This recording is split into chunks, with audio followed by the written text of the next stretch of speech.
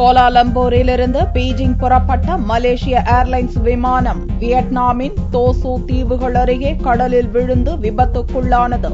இதில் 5 இந்தியர்கள் உட்பட 239 பேர் பலியாகி இருக்கலாம் என்று அஞ்சப்படுகிறது.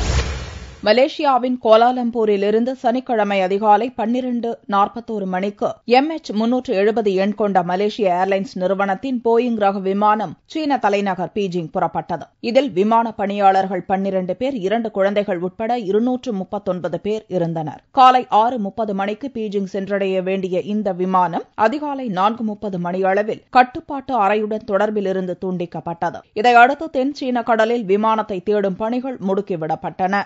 இந்த விமானத்தின் சிக்னல்கள் வியட்நாம் கட்டுப்பாட்டு அறைக்கு கிடைத்துள்ளன.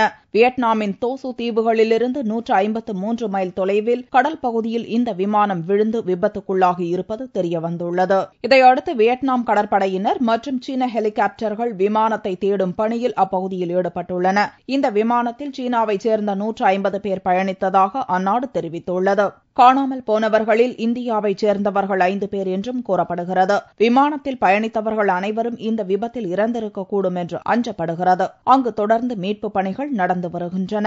விமானத்தில் பயணம் செய்தவர்களில் சென்னையைச் சேர்ந்த தன்னார்வ தொண்டு நிறுவன உறுப்பினர் சந்திரிகா சர்மா என்ற 51 வயது பெண்ணும் ஒருவர் என்று தெரியவந்துள்ளது. ஹரியானாவைச் சேர்ந்த சந்திரிகா சர்மா சென்னையில் கணவர் மற்றும் ஒரு மகளுடன் வசித்து வருகிறார். மங்கோலியாவில் நடக்கும் ஐநா உணவு மற்றும் விவசாய கூட்டமைப்பின் கருத்தரங்கில் பங்கேற்பதற்காக அவர் மலேசியாவிலிருந்து பீஜிங் செல்ல இந்த விமானத்தில் பயணித்துள்ளார். அவரை பற்றிய தகவலுக்காக குடும்பத்தினர் காத்திருக்கின்றனர்.